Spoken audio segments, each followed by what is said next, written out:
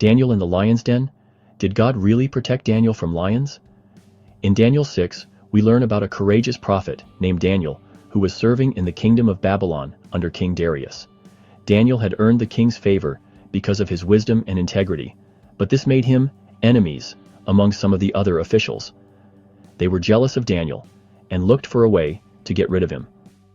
Knowing Daniel was faithful to God, they convinced the king to make a law stating that for 30 days no one could pray to any god or man except the king.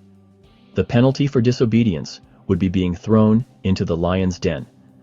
Despite knowing the consequences, Daniel continued to pray to God 3 times a day, just as he had always done.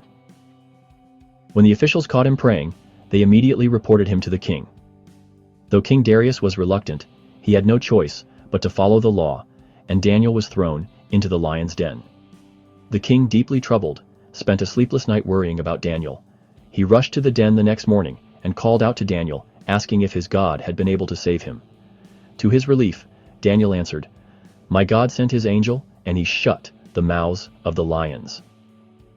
Daniel explained that God had protected him because he was innocent and had trusted in God. Overjoyed, the king ordered Daniel to be lifted out of the den. Daniel was found unharmed, and the king had those who had falsely accused him thrown into the den instead. The lions immediately attacked them, showing that Daniel's safety had truly been a miracle from God.